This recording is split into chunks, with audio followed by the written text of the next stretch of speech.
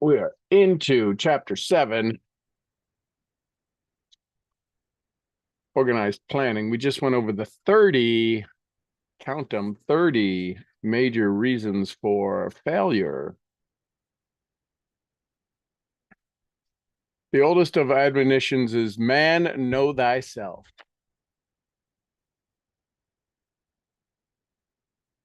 And get this out of over here. There we go. Awesome. You should know all of your weaknesses in order that you may either bridge them or eliminate them entirely. You should know your strengths in order that you may call attention to it when selling your services. You can know yourself only through accurate analysis. So in mental toughness, I teach and train mental toughness. One of the things that we do, one of the things that's most important in mental toughness is the idea of facilitated self-introspection, asking you tough questions. I walk people through a process of about 30 questions, more sometimes 50 questions. But it's a variety of questions that when you get walked through them, they are tough. They hurt. They cause you to really avoid excuses. All right. That old saying that when you point one finger out, 3 fingers are pointing back at you. Facilitated self-introspection, we won't do that on our own. If somebody gave you the questions, if I gave you the question and you said, I just send me the questions, I'll go through it. It doesn't work that way. You can get them, you could have them, but you won't go through them. You won't answer them the same way. I promise you. That's why you can practice your speech in front of everybody. You can, practice your speech in front of the mirror even. Yet you put somebody in a room and you go to say your presentation, you fumble. You stumble. That's called the approval addiction. That's the number one reason people struggle, is wanting the approval of other people.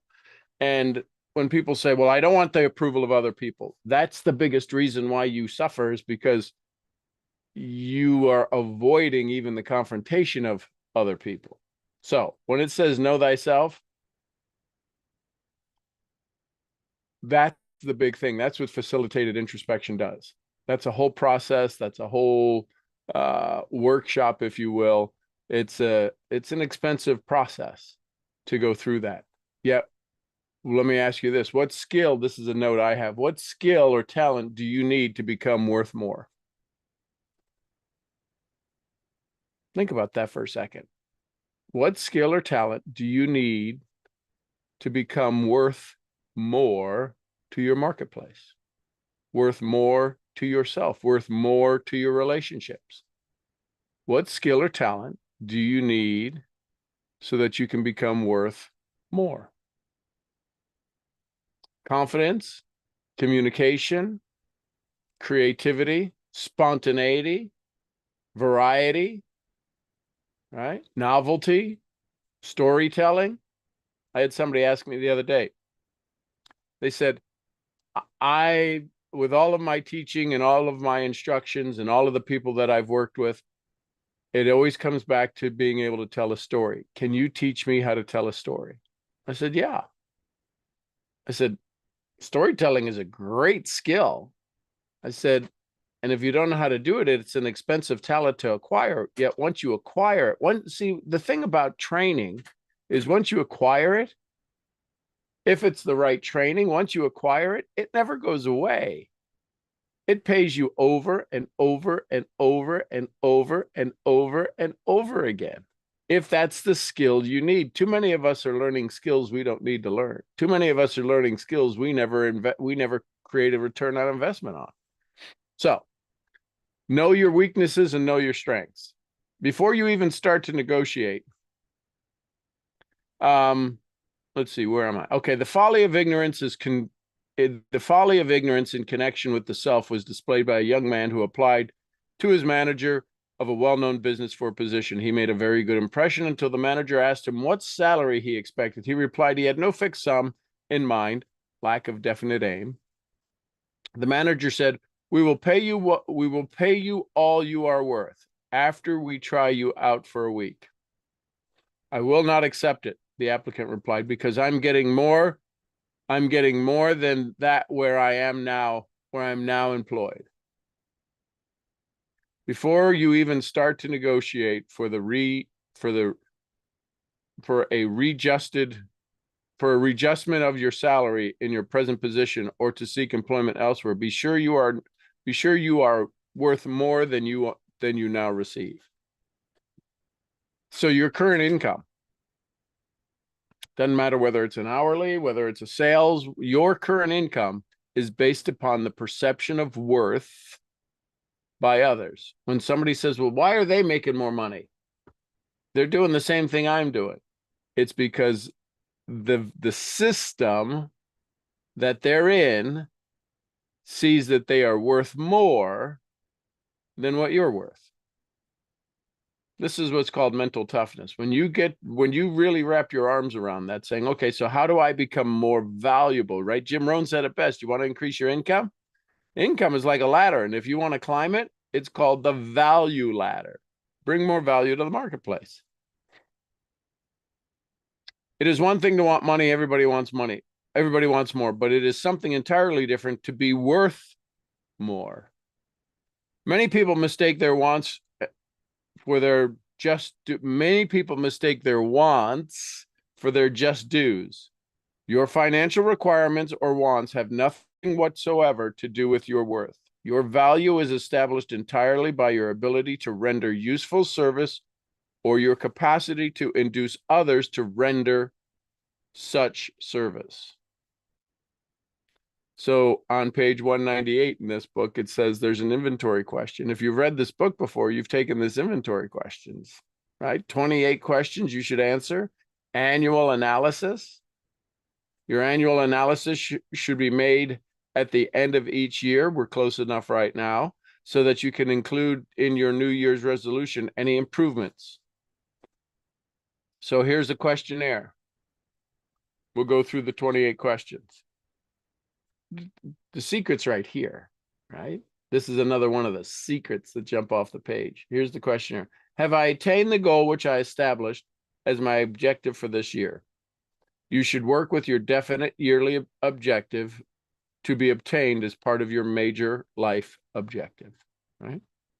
Have I delivered service of the best possible quality of which I'm capable, or could I have improved any part of that service? Have I delivered service in the greatest possible quantity of which I'm capable? Has the spirit of my conduct been harmonious and cooperative at all times? Have I permitted the habit of procrastination to decrease my efficiency? If so, to what extent? Have I improved my personality? And if so, in what ways? Have I been persistent in following my plans to completion? Have I reached decisions promptly and definitely on all occasions? Have I permitted any one or more of the 6 basic fears to decrease my efficiency? Mystery of sex transmutation. I'm just looking for something here real quick.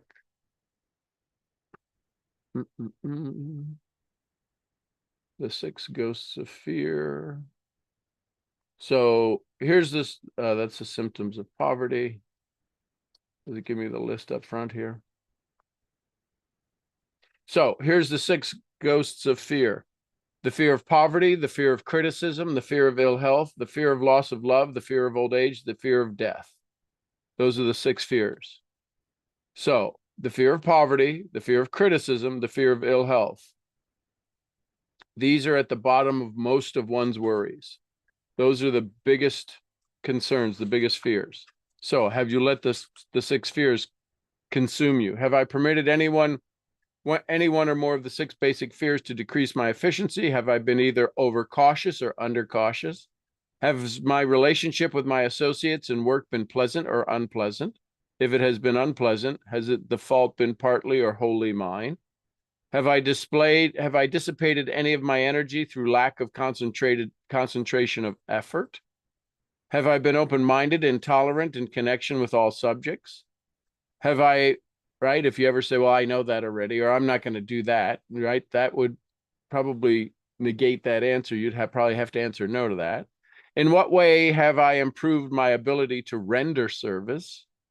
Have I been intemperate in any of my habits? Have I expressed either openly or secretly any form of egotism? Has my conduct towards my associates been such that it has induced them to respect me? Have my opinions and decisions been based upon guesswork or accuracy of analysis of my thought? Have I followed the habit of budgeting my time, my expenses, my income, and have I been conservative in these budgets? How much time have I devoted to unprofitable effort, which I might be used to better advantage? How may I rebudget my time and change my habits so I'm more efficient in the coming year? Have I been guilty of any conduct which was not approved by my conscience? Let me say that one again. Have I been guilty of any conduct which was not approved by my conscience? That's a big question. In what ways have I rendered more service and better service than I was paid to render? Where have you become the habit of doing more than you get paid for? Have I been unfair to anyone? And if so, in what way? If I had been the purchaser of my own services for the year, would I be satisfied with my purchase? Am I in the right vocation? And if not, why not? Has the purchaser of any of my services been satisfied with the service I have rendered? And if not, why not? What is my present rating on the fundamental principles of success? Make this rating fairly and frankly, and have it checked by someone who is courageous enough to do it accurately. Having read and assimilated the information conveyed through this chapter, you are now ready to create a practical plan for marketing your personal services. You can read the rest of the chapter. Here's some things where and how one man may find opportunities and riches. I have this whole chapter, or this whole paragraph. Here we have freedom of thought, freedom in the choice and enjoyment of education, freedom of religion, freedom of politics, freedom of choice of a business, profession, or occupation, freedom to accumulate and own without molestation all the property we can accumulate, freedom to choose our place of residence, freedom of marriage, freedom through equal opportunity to all races, freedom of travel from one state to another, freedom of our choice of foods, and freedom to aim for any station in life for which we have prepared ourselves, even for the presidency of the United States. What are the advantages you have that you are not using? We're going to end there because the next it goes on to some budgeting.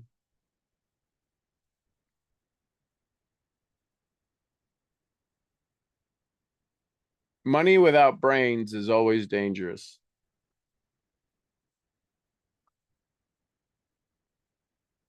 The purpose of this book, a purpose to which I have faithfully devoted a quarter of a century, is to present to all who want the knowledge the most dependable philosophy which individuals may accumulate riches, through which individuals may accumulate riches in whatever amounts they desire. I have here analyzed the economic advantage of the capitalistic system for twofold purpose of showing that all who seek riches must recognize and adapt themselves to a system that controls all approaches to fortunes, large or small. Two, to present the side of the picture opposite to that being shown by politicians and demagogues who deliberately becloud the issues they bring up by referring to organized capital as if it were something poisonous.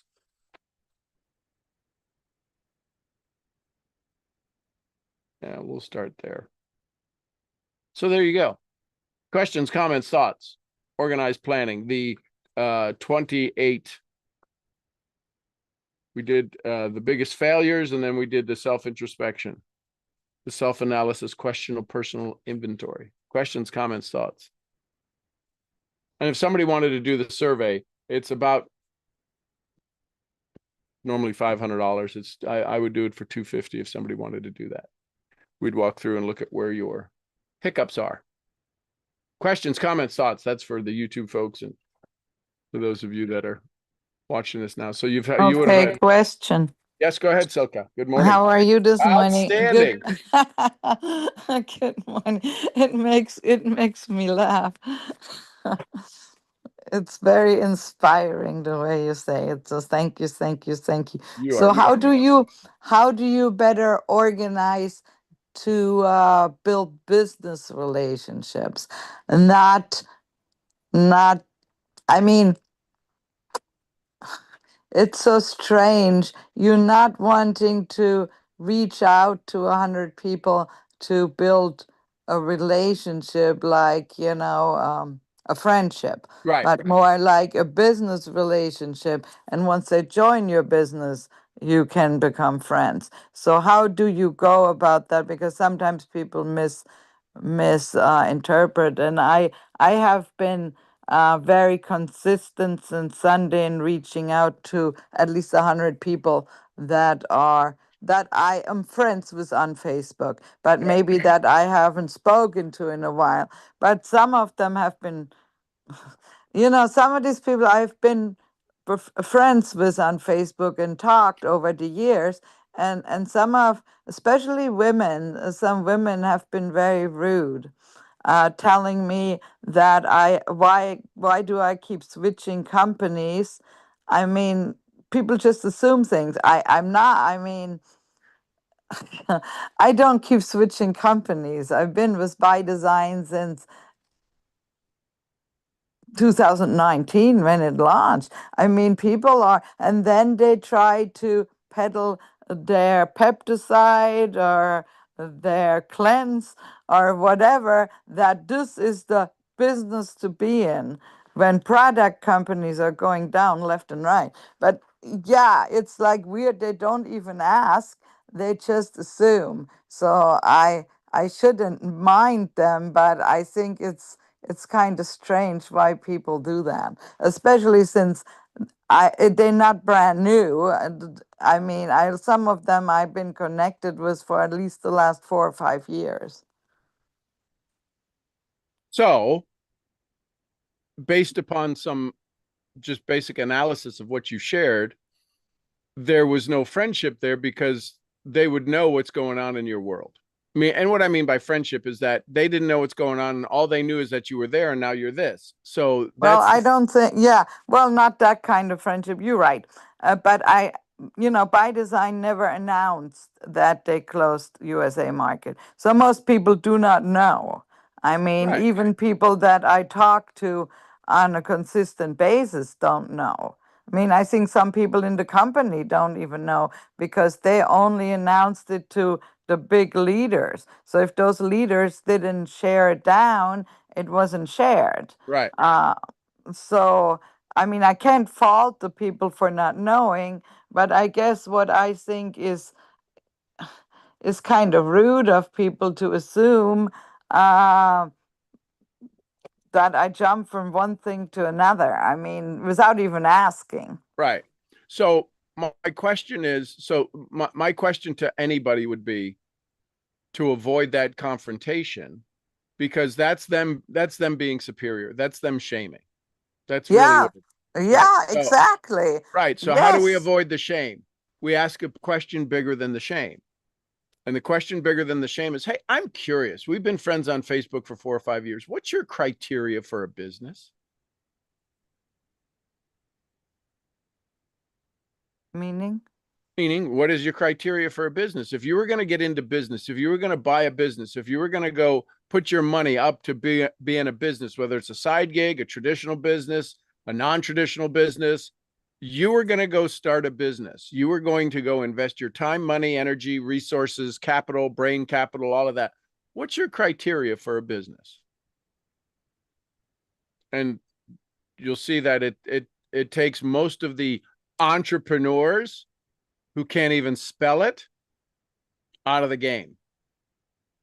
They're not in a business. They're in a hobby that they can get paid for. and some get paid extraordinarily Oh, well there because was this one lady yesterday. She was just really full of it. She's always been that way. She, I guess she makes pretty good money, but she's been in the same company for quite a few years. It's a, product company. So she was going on and on and on that, I should be joining her team and, I should be planting my flag somewhere and not just, and she just, I mean, she typed all that out.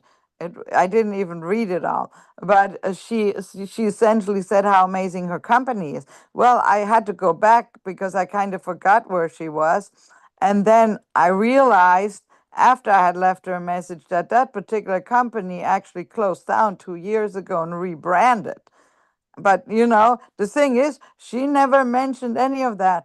So I wrote her back, and after I had this message, I leave voice clips. I'm not going to be here to type all this out to people anymore. It's a waste of time. So I said, "Oh, you know what? I just remembered you were an XYZ company, and that actually closed down 2 years ago. So how is that? Are you still in there? How is that actually going? Because it's rebranded and renamed. I mean, people are just, yeah, it's weird how people talk to you. I mean, I would never talk to someone like that. Oh, it's not none of my business whether I mean, I know some people that jump every year. And I think, okay, well, I wouldn't want to join them, but I would never say to them, hey, you jump every year. It's none of my business. so when Warren Buffett buys a new stock or a new company, he's Yeah. going to fail. No, why? Well, that's what they're saying when you jump. But I don't. I mean, that's Hang the on, hang thing, on. It's hang on. It's a perception, and you're feeding into the perception by defending it. You're asking a question. You're having a dialogue that keeps you in the mud. My question is what can you do to raise the dialogue above shifting, switching, jumping, comparing, and ask them their criteria so that when you present your opportunity, it meets their criteria. Now they have a choice: follow their criteria or not. But they can't belittle me because I found a business that meets their criteria. So I don't have those arguments. Hey, I'm curious, if you were going to start a business, what would you want it to be?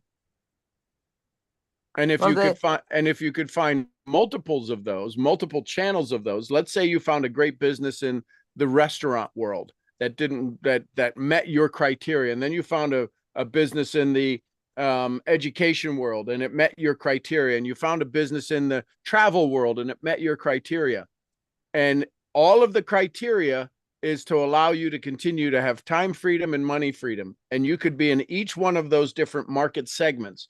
Would you avoid those market segments, or would you figure out a way to be an investor in all of those? well, you're just having low level conversations. I mean, if I was investing, certainly I would be an investor because it would That's make what you're doing sense. with this side gig. It's investing. You just happen to have a hands-on investing. That's all a side gig business is hands-on investing. There's nothing special about it. There's no network marketing. It's not network marketing. It's hands-on self-investing. And the reason And most people struggle with it is because they never invest in themselves. no, and some of these people that are very old school, they still think you should only be building one business. You should not have anything else, and that it's product. Oh no, travel. Oh no, travel is But you're terrible. having, Oh then no. why would you even, if that's their perception, you're not a man convinced it or a woman convinced against his will is of the same mindset still. Why are you having conversations with people who are established in their business, established in their company, and have that attitude? That's just a waste of time. Well, I didn't know they had that attitude until they sent me the message. Well, then they're not their names in your Facebook. They're not friends. Yeah, and I was thinking I'm going to unfriend some of them to make Well, room for okay, others because that's fine. I'm almost at 5,000. I can only add like less than 10 people right now. So Well, I yeah, need, that's another thing that people think they have 5,000 friends, and that's no, I don't. I mean, yeah, there's I know. people I haven't talked to. So my Yeah, my my conversation would be is if you want to have a business conversation, say, hey, yeah, listen, I want to have a business conversation. What would be the three biggest criteria you look for in a business? And you'll find that most people's answers will be skewed to what they do, not to because nobody's ever really thought about what's my criteria for getting into this, because we're sold we'll make a lot of money, we'll get healthy, we'll get skinny, we'll travel for free, whatever, all of this, whatever the stories are that's going on in their head. This is why doesn't matter what you say, it's how they interpret it.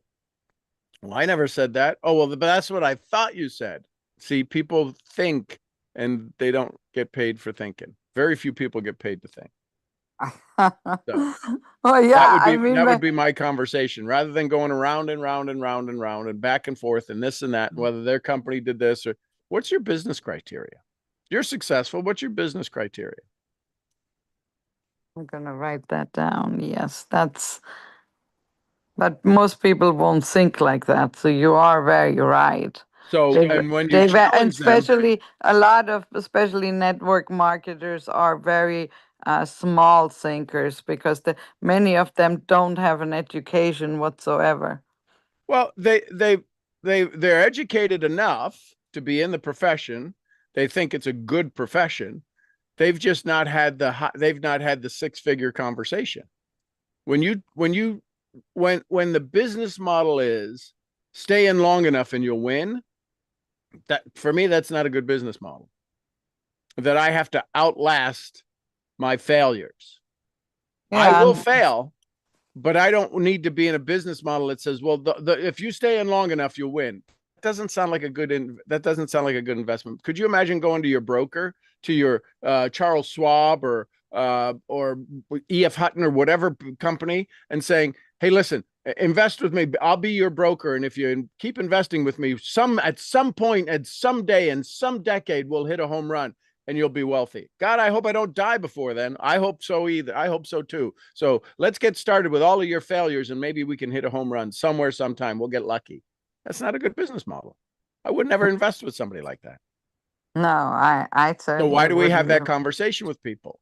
Hey, I'm in this business. So, because nobody's going to like your business, even if they love travel. Nobody's going to like it. Why? Because they have to admit what they're doing is a failure. And you're not even asking them that. You're not even talking to them. It's how the brain works. People will own their position and rip the fabric of time and space before they ever admit that there's something better, because they have no desire to admit that they can get better. They have to be this idea of shame that I'm doing good.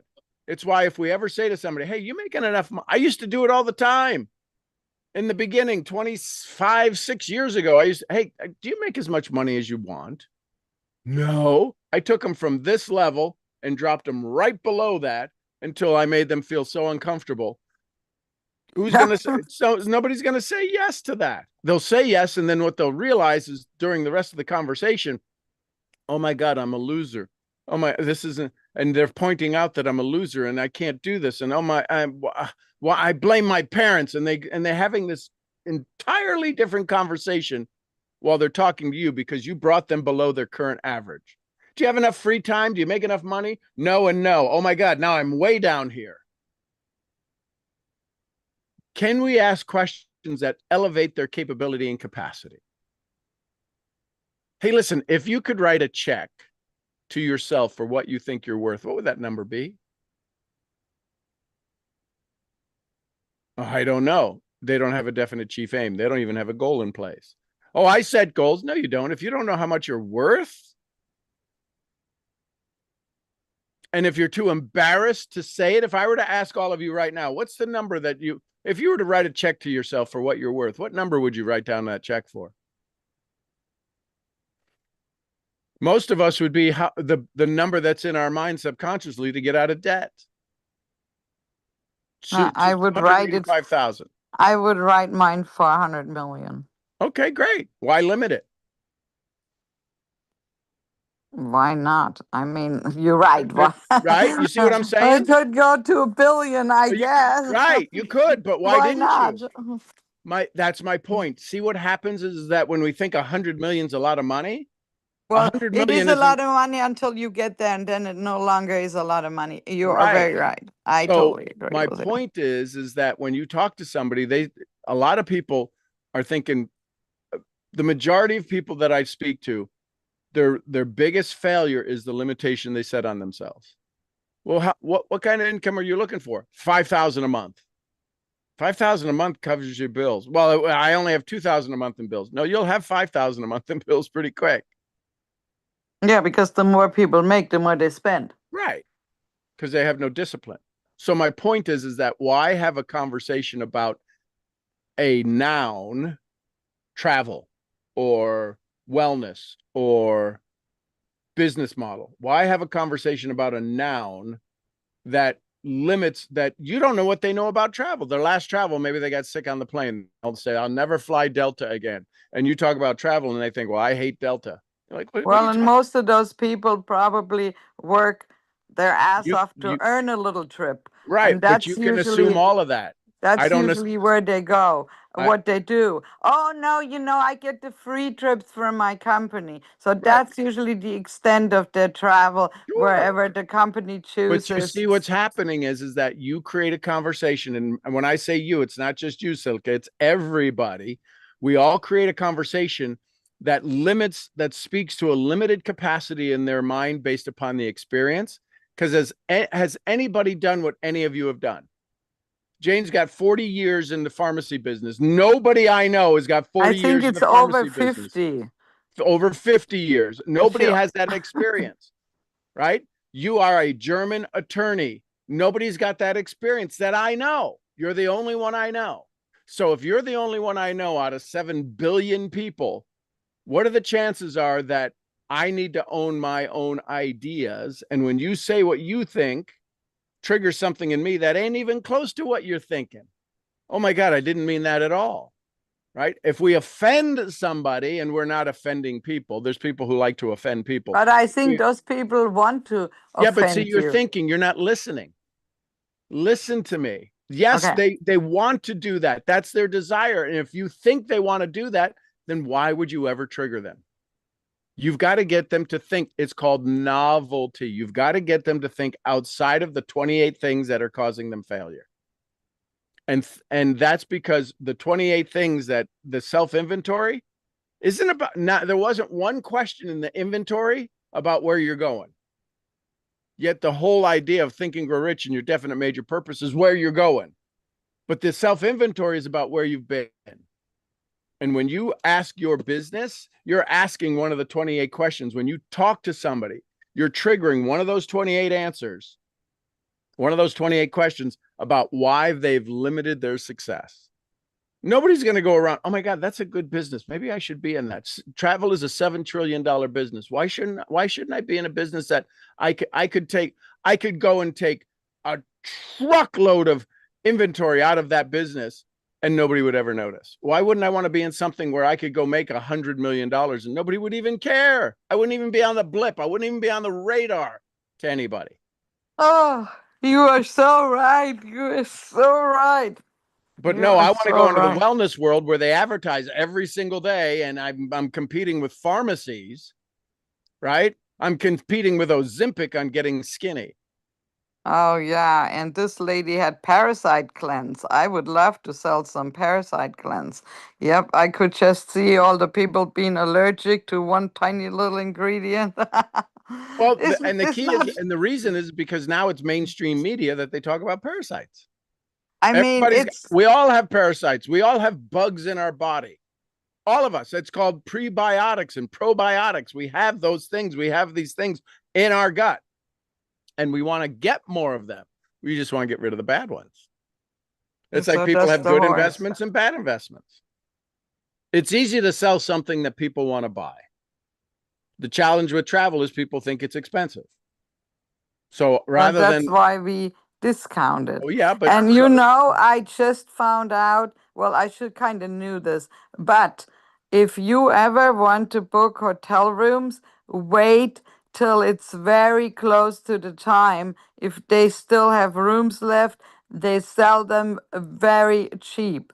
yep. I just saw that I like literally paid double for my room a few weeks ago than what it is costing right now. I'm Yep. like so upset. And I should have known that, and I should have known better, and I should have Well, waited. So I couple just of want to put that out for everybody because you can save a lot of money. so you can Yes. do two things. You can go book it now and cancel the previous reservation. No, it won't let you cancel it for Oh, some reason. well, then that's crazy.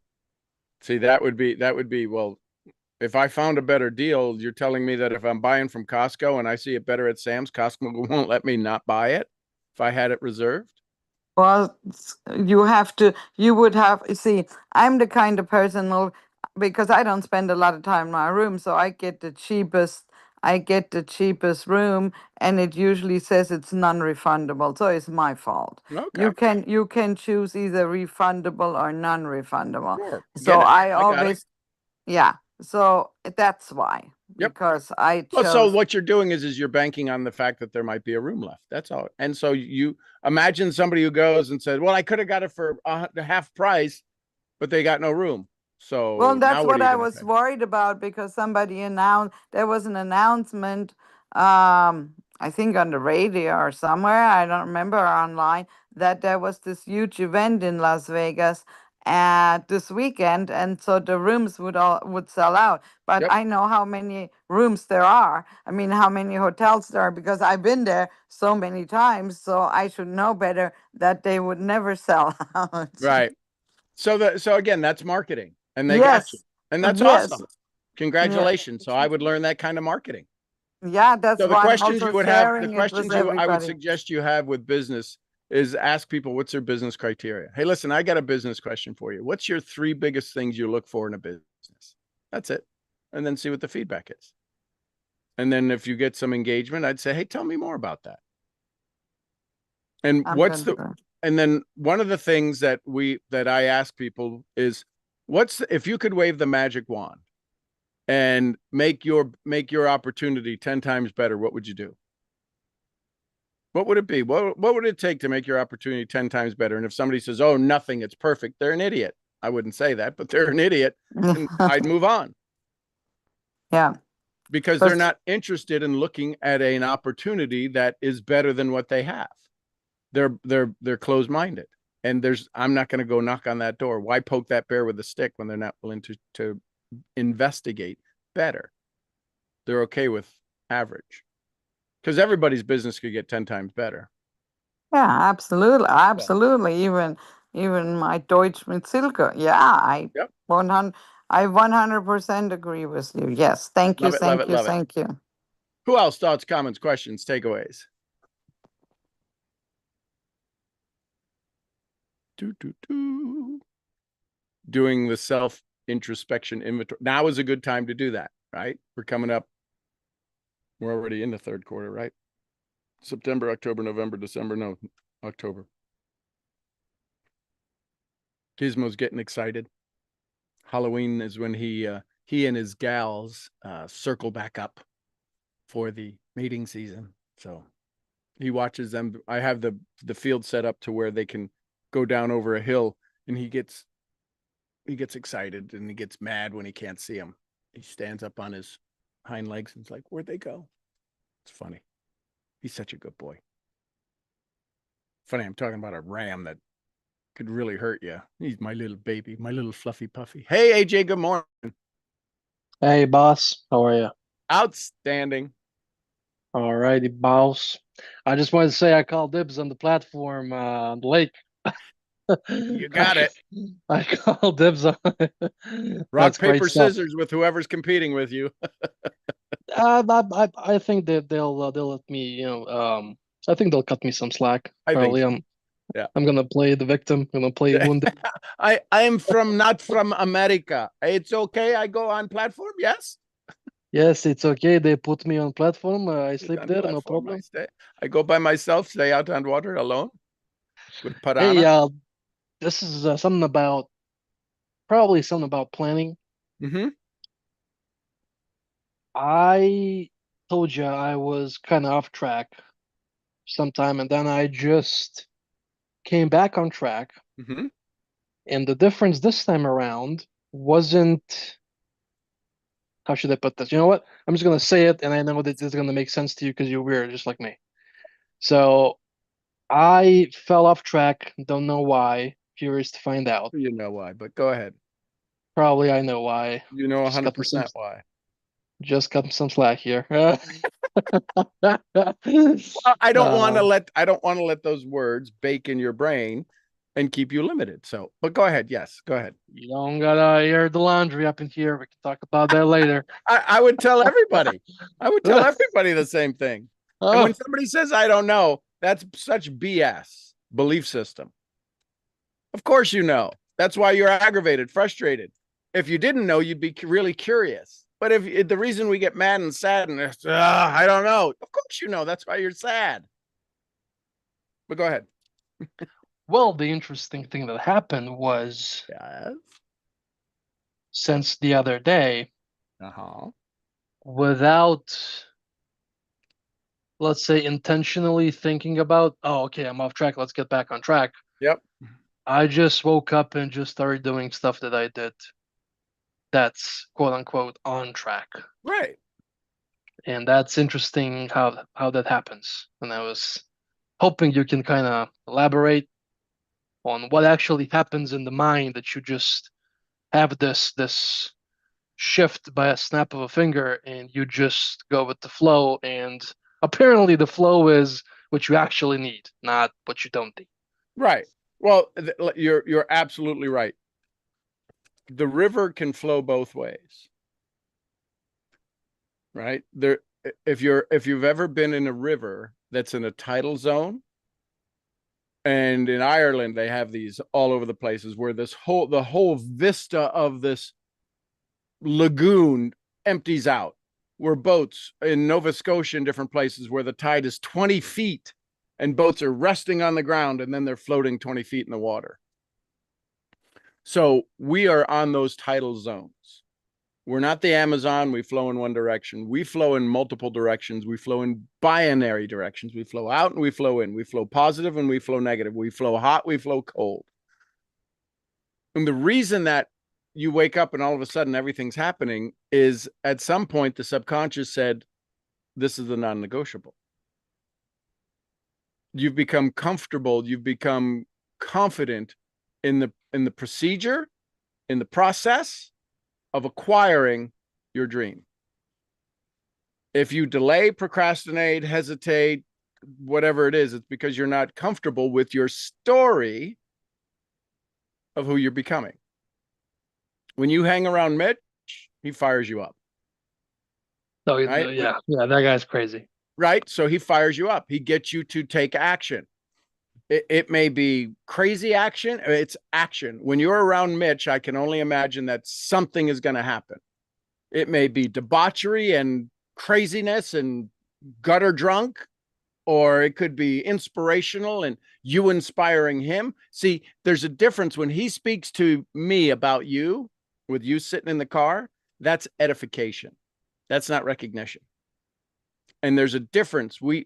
Too many of us are seeking recognition because very few people could edify us. And edification is when you educate me about the other person on their skills, their talents, their abilities, their wants, their wishes, their dreams, their desires. You educate me, not recognize. See, education is when he says, this guy is doing some big things. Recognition would be as he's a good guy. The hell's that mean? He's doing big things. There's education to the dialogue. And so all too often, because of society and social media, and because of our connectedness and self-absorption of being a sole individual, we have the most connected population in the history of the universe, our planet. And yet we're the most lonely. Loneliness continues to rise every year. When they survey people and they say, I'm more lonely this year than I was last year. COVID was the huge start of loneliness. It really hasn't reduced. So that being said, we need to find edification. We need to be around people who edify us. The challenge is we won't be around people who edify us. Why? Because we don't want them to tell people who we really are. Number one. Number two is that We're not doing things of such value that people really talk about us. So the reason your brain shifts is because you saw some edification somewhere and you go, I want more of that. I don't know how I get that, but I know doing this and getting me that. And that's all it is. That's what happens at an unconscious level. You become what's known as an unconscious competent. What you've asked is, how do I become a conscious competent? Right? How do I know that I'm doing this? It's your DMP. It's your daily gratitude. It's what is your vision? There is no delay. There is no debate. There is no discussion. There is no argument on the way to your dream. Well, that didn't work. Let's try something new. Not, oh my God, everything's a failure. Why do I have to argue with people? You don't argue with people when you have your DMP. On the way to the hospital, God forbid you were taking your mom to the hospital yesterday and somebody came out and wanted to start washing your windows. Would you even hesitate? Somebody stopped and said, hey, listen, why do you have this color car? Would you? Well, you don't understand. I'm 24 years old. I have this car because I've worked so hard and this is my favorite. I'm getting to the freaking hospital. I have a definite major purpose. And the challenge is, well, you'll usually have a definite major purpose when it involves somebody else. And it's very hard for us to have one because people will say, oh my God, you're self-centered. It's all about you, which is why if we switch everything that's about us and we invite people on the journey, we don't ever have to look back and go, I'm sorry, I didn't invite you. You can invite them. You don't have to say, I'm going where I'm going. Just say, is it okay if I go on a trip and I give you updates? I keep you informed. We have conversations because you're going to see some shifts in my life. But we don't even have that conversation with ourselves. We don't even talk about when we're going to shift ourselves. You went to Dubai, took your mom to Dubai, never did that before. One of the greatest trips you've ever had, to watch her, just simply watch her investigate. Took the people to the steakhouse in Belgrade or wherever it was in some other country, drove across the border. They're walking in. Oh my God, I can still feel their energy as they're walking into the portiche and going, oh my God, where the hell are you taking us? And then you said, don't worry about the menus. I'm ordering. And you gave them an experience. The thing that we are afraid of is giving people an experience that they'll remember, because most of it's going to be a shitty experience. Until you came and stayed in a tent, drove the Hummer. You think the Hummer was, I think the Hummer's pretty cool too. That was one of the biggest experience. You never did that before. You drove the ranch Hummer. Oh yeah, baby. That was right? How many people, yeah. 24 in Serbia, have driven somebody's ranch Hummer? Their ranch Hummer, not their street Hummer, their ranch Hummer. Nobody. So you're like went to the moon and you got no experience. How do you go back and tell people I drove a Hummer? Well, they don't care that you came to your mentor's ranch. They just right, because we're materialistic. It rained every day. We had 2 tornado warnings. We went to his neighbor's house and drank wine and beer, and they lowered the shutters and like, what the hell? I drove a Hummer. Oh, right. So what happens is why do we shift? It's when we stay in a good state of mind. The reason that we lack is because we don't have a good story. We stop telling our good story. When you get, man, and the shift is, I got a pretty freaking good story. That's the shift. You're okay with telling your story. You were either embarrassed or weren't telling, or had an embarrassing story that you were telling. You're 24. You've done things. You were in flip-flops and shorts going to pay the ladies at the construction site. 6 years ago, you were on the other side of the window looking out, going, I'm working 12 hours a day for $20 a day. You got to have a new story. And your new story is, it's okay to be me. And the bigger story is, it's okay to become who I'm becoming, because I'm so far ahead of every 24-year-old now. What happens if I double that again? That's why you wind up with older people. They got more stories. You don't have somebody who inspires you like Mitch, who can call you out like Mitch can, like I can. You don't have anybody like that.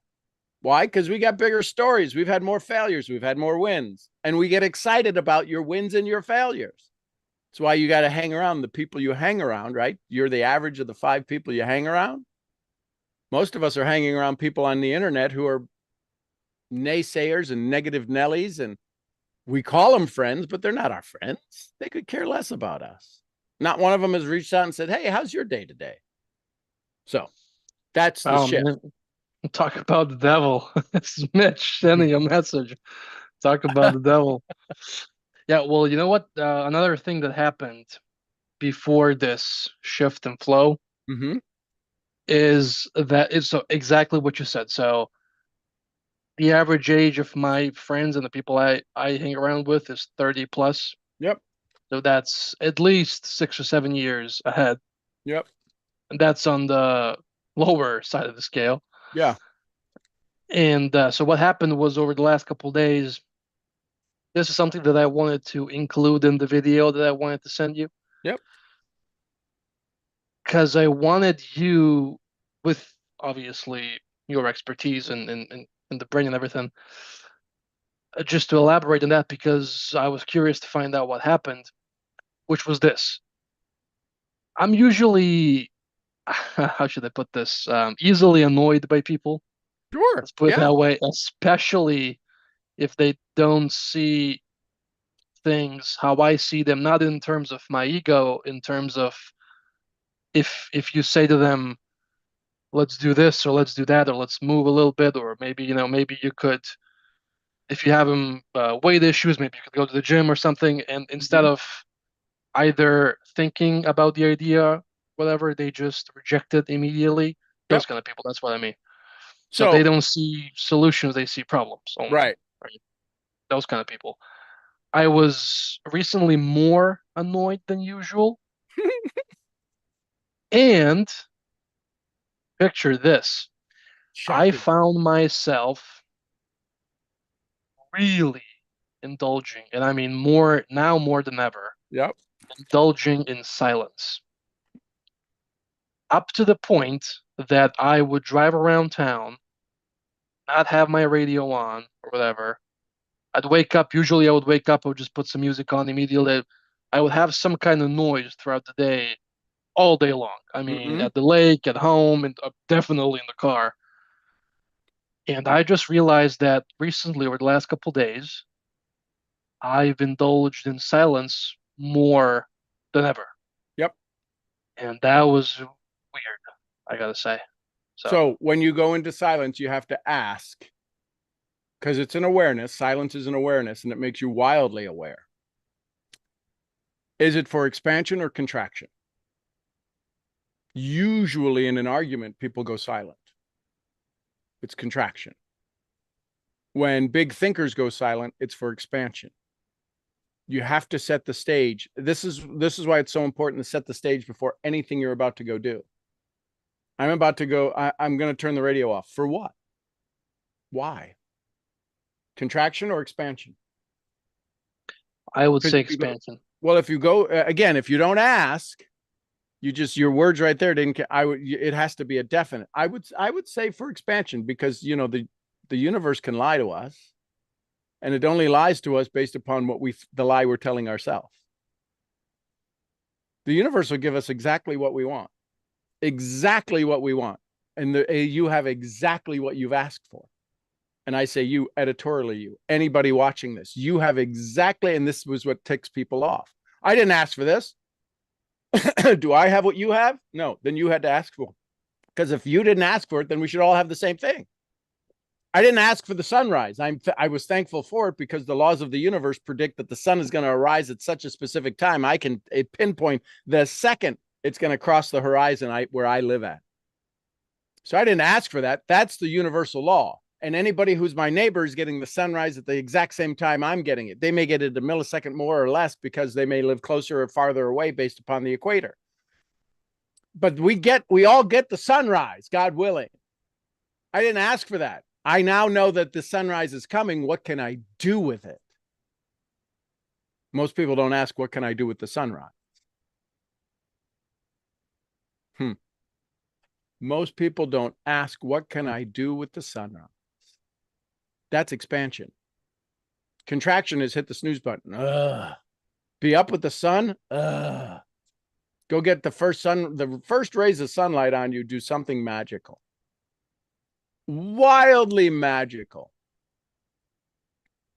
Most people never experience it. We experience sunsets. Some people in Hawaii, there's to go watch the sun rise. My point is that what shifted in you is a non-negotiable that you've been working on since February. And it kicked in. It's like, oh, I don't even, I'm doing, if you're surprised that you're doing the things you're supposed to be doing, who's surprised? How could you possibly be surprised you're doing the things that you're doing? And you weren't surprised. It's like, oh, this is good. This is easy. I went, wow, that was simple. Right? That was easy. I don't have an easy button. I have a cheering button. That was easy. Why was it easy? Because you said the other doesn't exist. You decided. Incision, right? Incision. You know about incisions. You've had a dozen of them or more. Incision is to cut in. Decision is to cut off. And you cut off the other options. And if there's no other options, then it's easy. If all of your ways to work are blocked except one, the decision's easy. It's the long way to work today, but it's an easy decision. Do I say, oh, they got the road closed? No.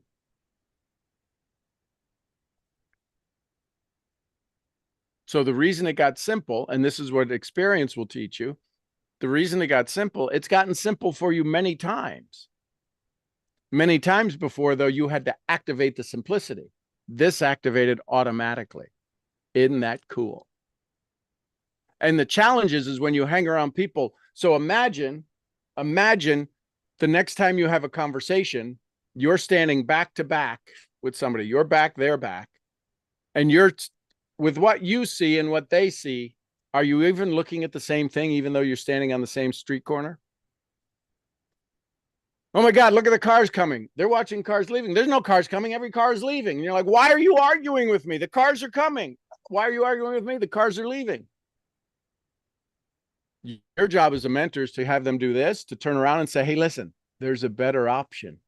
Are you open to better options? What would a better option look like? Well, I don't know, but not this. And then you both turn around and look the way that you can look. That's how you have a conversation. Because the second you tell somebody what to do, could you imagine me telling you what to do? I never tell you what to do. There's a couple of times I may have said, well, that was stupid.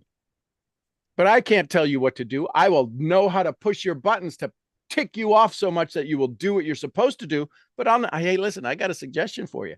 How's what you're doing is working? It's not. Then what would you do better? I would do that. Friggity. I don't say, hey, here's what you, because I don't know what you did this morning. I don't know what you ate this morning. I don't know what you ate for lunch. I don't know who you saw. So if I think I know what you should do based upon this conversation, boy, am I an idiot. Boy, that is ego for me to think I know what to tell you who's done more by 24 than I did by 24. I had success in other areas. I didn't have success where you have success. So why would I even imagine I can guide you in what you're doing? I can only guide you in the human nature of a being. And if you interact with people and frequency, if I coach you on frequency, doesn't matter what I do. Frequency is frequency, and feeling good, feeling great, feeling inspired is a frequency. You get inspired by traveling to Dubai. I've never been to Dubai. I have no desire to go to Dubai. Somebody says to me, hey, listen, let's go to Dubai. Okay. It's not on a dream board of mine to go to Dubai. Well, it should be. Why? I have a Nura. You should have on your dream board a Nura and Axel and Teddy and Zorro. You should have it. Why don't you have my Rams, my little baby Rams on your dream board? What are you talking about? Exactly. But I have a frequency. I have a frequency. When a Nora comes running over with her little Puerto Rican gait, because her hips shake like that, right? My Shakira, the next one, we should name her Anura, aka Shakira, because hips don't lie, right? My point is that when she comes running over, and she's a dwarf, she's a miniature. She's a miniature. She's smaller than the rest. She's this little peanut. It's one of those things. If you could just stay this size, she's staying that size. It's the greatest thing ever. And she comes over and she wants her kiss. I don't know if she wants her kiss. That's the story I'm telling.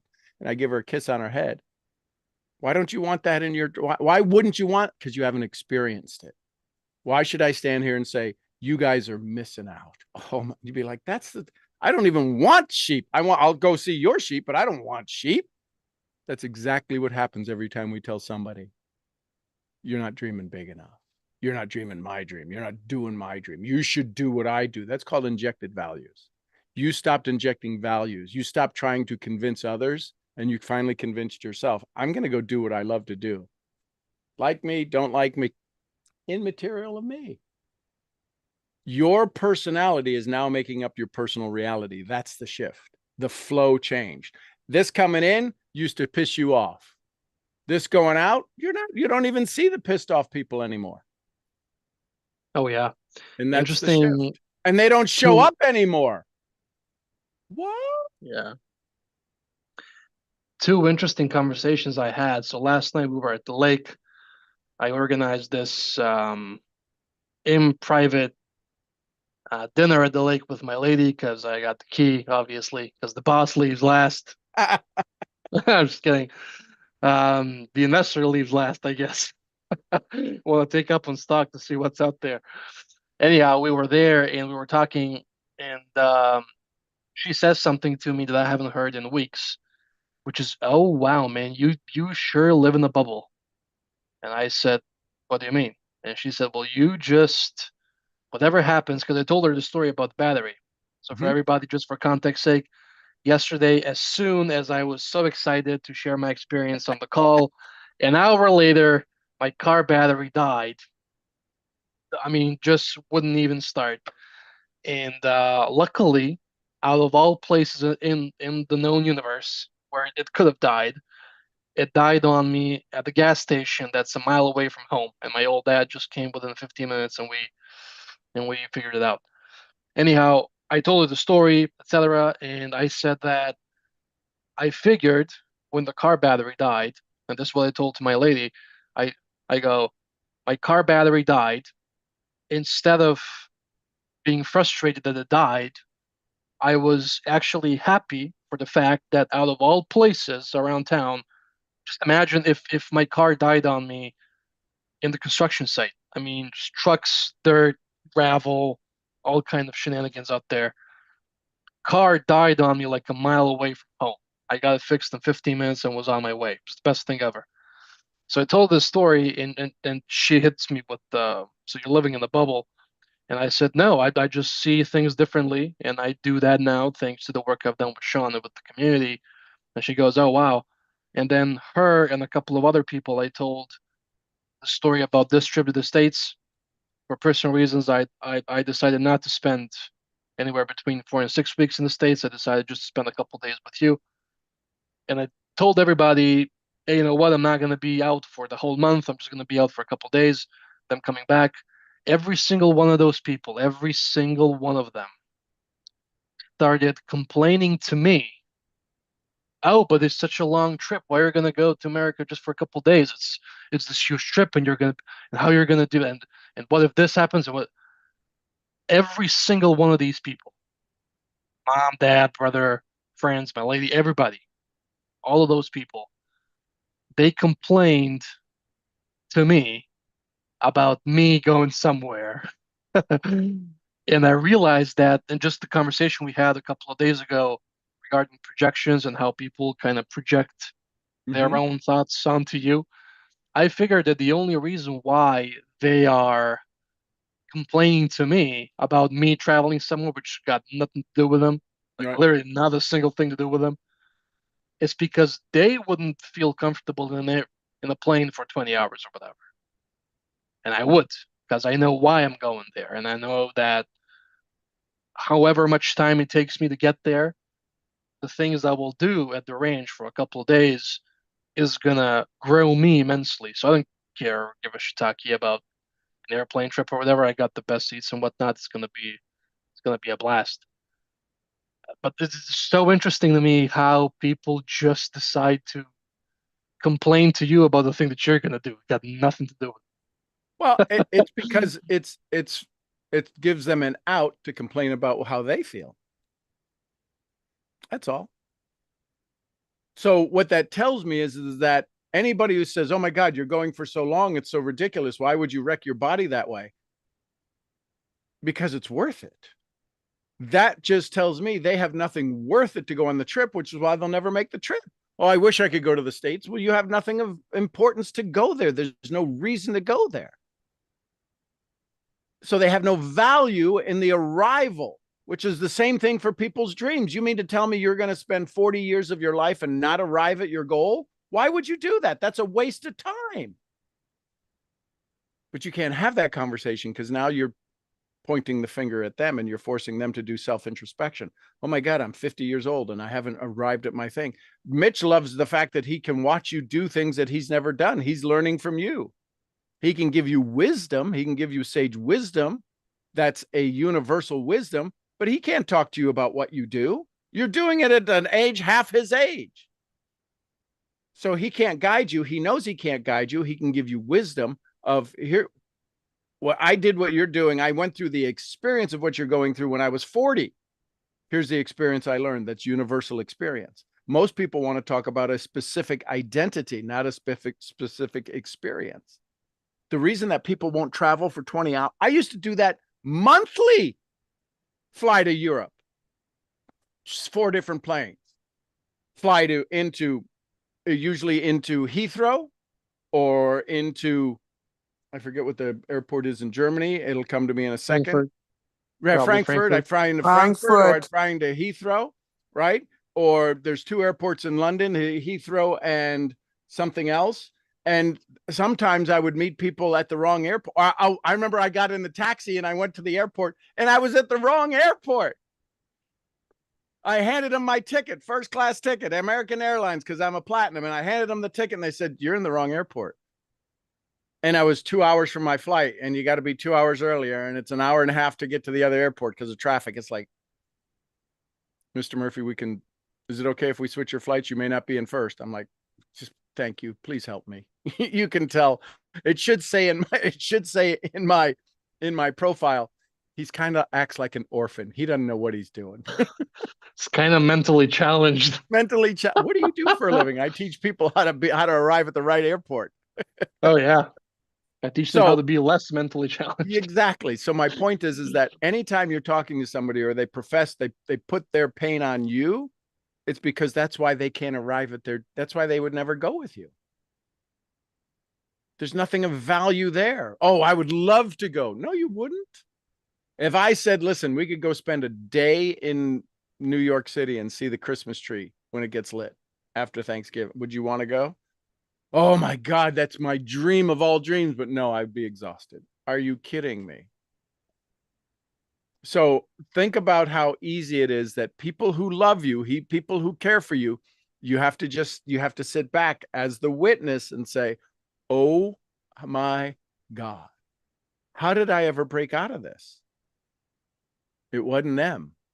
It was you. It was you showing up on a call 6 years ago as this full of piss and vinegar 18-year-old telling me I've got the world by the tail. I'm like, let's go, baby. Let's go swing it. Let's go see what we hit. Yeah. And you I did. And I used to just poke you a little bit, but there's no way I ever said this little shit's never going to do anything. He's got an ego the size of Manhattan. And well, who the hell does he think he is? I'm like, oh my God, we found him.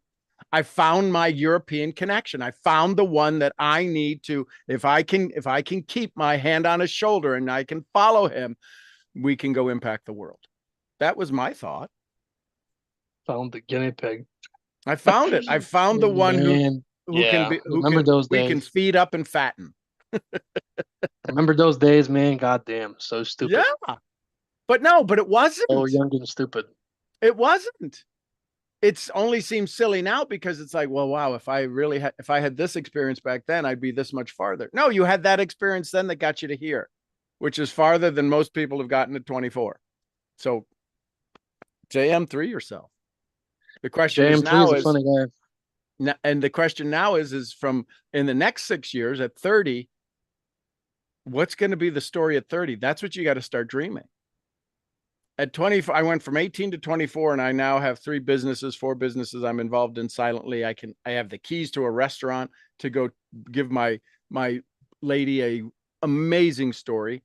And here's the thing: when the next time people say you live in the bubble, say you realize you live in a bubble too. I'm inviting you into mine. You live in a bubble too. You live in a bubble that says, because if I'm in a bubble, you've got to be in a different bubble. And I'd invite you to enjoy yourself and find the bubble you truly want to live in. Don't live in theirs. Don't live in mine. Let's live in one that we can operate in universally. But this is where we have to listen. And this is where ego says, what are you talking about? Describe to me the bubble and describe to me what's bad about the bubble and what's good about the bubble. What makes a bubble good? The same conversation I had with Silke. If you could pick your bubble, give me the 3 or 4 criteria for your bubble.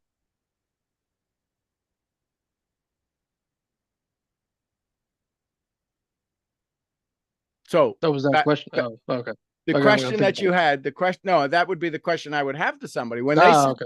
When they say you live in a bubble. I love it. Bubbles are awesome. You live in a bubble. I live in a bubble. We all live in our bubbles. It's called our own personal reality. My question to you is what are the 3 criteria you would love for your bubble? That gets them to think. The reason they point at you is so that they don't have to think. You live in a bubble. Bullshit. I live in a bubble. Blah, blah, blah.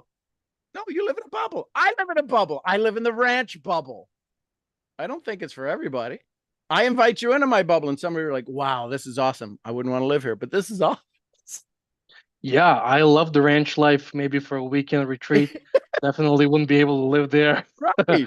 I'm a city kid, man. I don't. Well, I was raised this way, and then I went to 36 countries. Nobody in my family has ever gone to 36 countries. No one in my family has ever been translated into 40 languages. No one.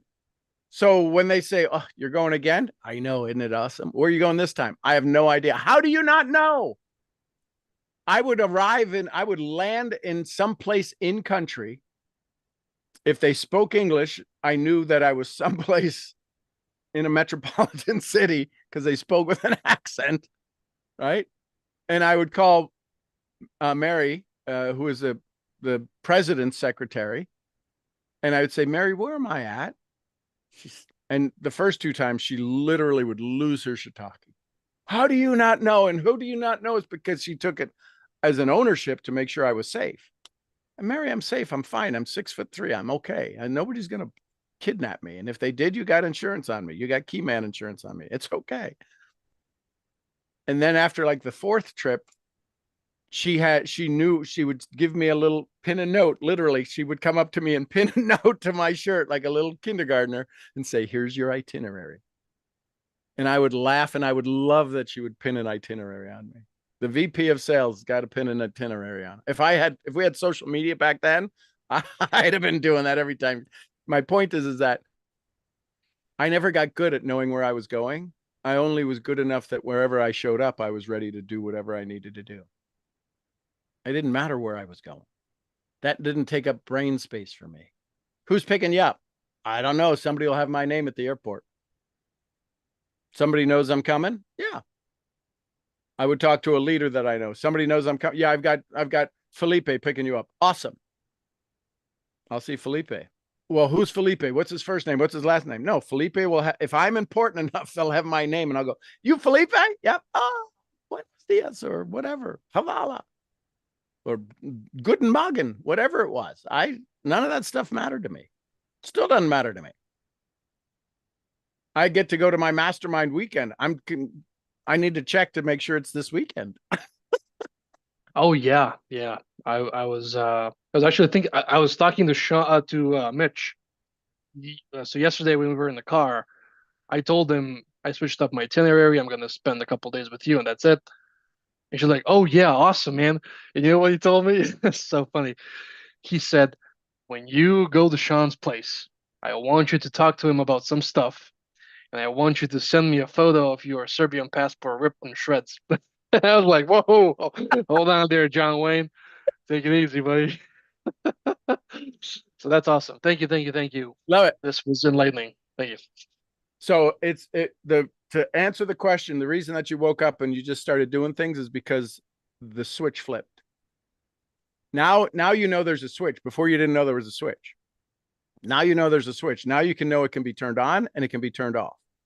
And you're the one doing it. With the awareness that we turn on our own discipline switch, right? The ability to do something long after the emotion of making the decision is passed.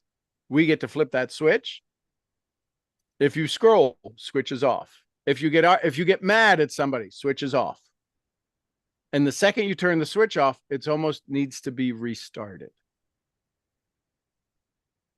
It almost requires you to restart. You'd start, and the key is you're starting with all of the experience of this past year, which is why you can instantly have things to go do.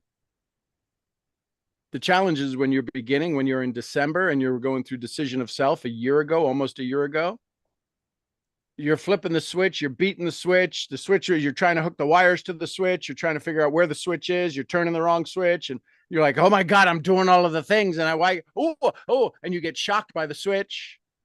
You're like, well, that worked. Well, that was exciting. And then you're like, well, I can't do it again. I'm trying to duplicate that, blah, blah, blah. Now you know there's a switch. You've worked on it. You've done 100+ entries into your journal. You've done all of these things. You've been here. You've worked on it. You've asked the tough questions. You've gotten poked and said, well, that was stupid. What are you doing that for? Right? So this is all just constantly making sure the flow to the switch is there.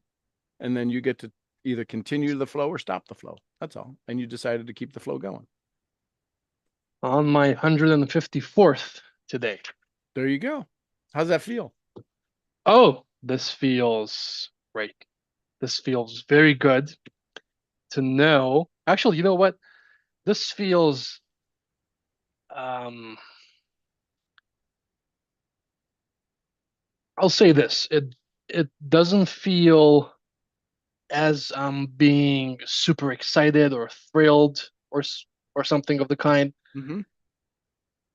The sense I'm getting about just the fact that I know that I have this journal and my other journals is a very deep, profound feeling that I'm certain that if I would stop coming here and if I would stop learning new things and just read my journal, actually, you know what?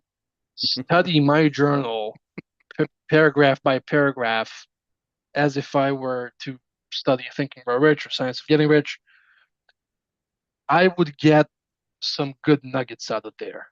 And I would have, or if actually this is what I want to achieve with my journals is that not only me, someone else, if I gave this journal to somebody else, sure, they would know a lot of personal things about me because I put in a lot of stuff in there.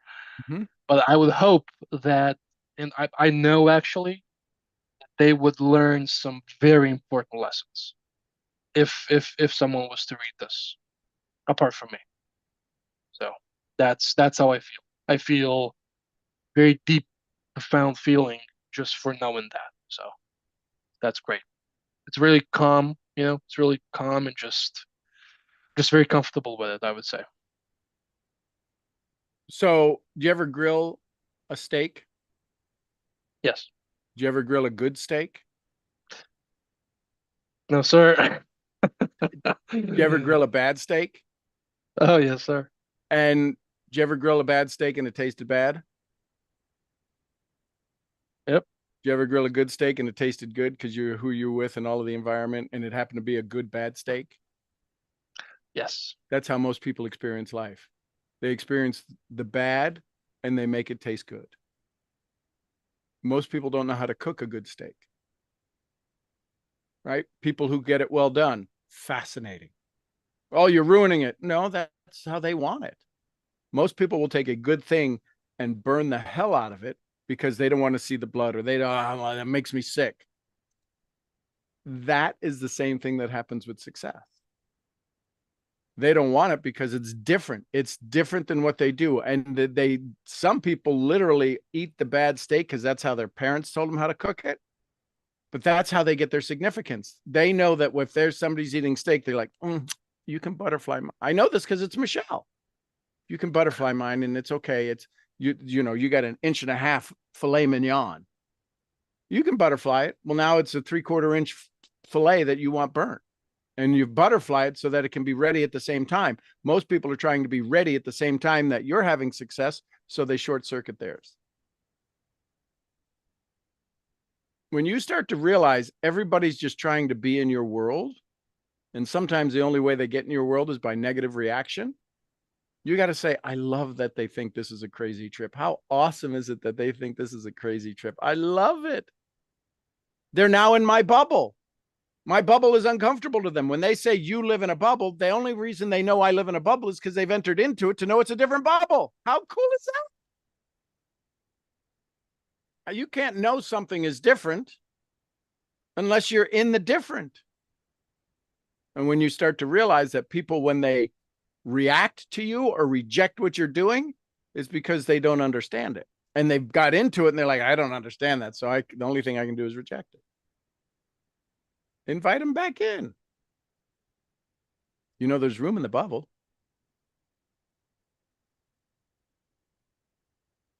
So love it, love it, Good love stuff. it. Good Thank you, stuff. thank you. Love it, love it, love it. Thanks, See you brother. soon. Love you. I just opened up my book. I don't know what I was reading here. I got to see what I was reading. The biggest lie we've been told, self-help.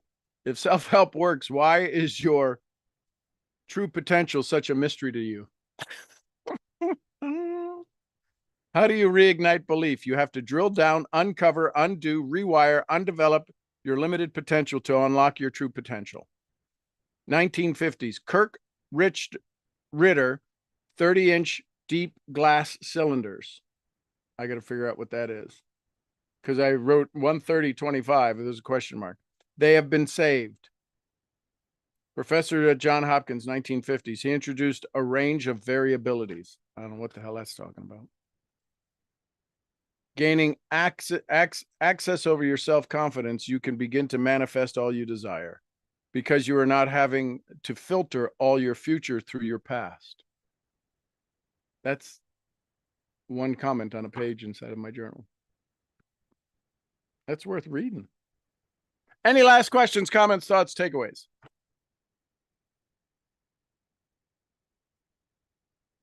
Okay. I hope you have an incredible Wednesday. I think today's Wednesday, right? Yes, it's Wednesday. And on this Wednesday, go find your wealth. It's right there. It's as close as your skin. I'm your head brain training, brain scrambling misfit. I'll see y'all where? The next event. The next event. Somebody give me some Costa Ricas. Pura Pura vida. We love you, Pura Mark. vida. And some Lydias. Peace Peace be with us. Please us be all. with us. And the queen of helping you uncover your personality traits and help you have a better life. Jessie Lee Ward, still today. Boss Lee. Sweet. Boss Lee, we Lee, love you, baby. girl. And a little white fluffy. Gurgly, Very, very gurgly, gurgly. gurgly, Gurgly, gurgly. We gurgly. love you, Fee. All right, everybody, go have some fun today. Looking forward to catching up and witnessing your success. Nothing excites me more. See you then. Bye for now.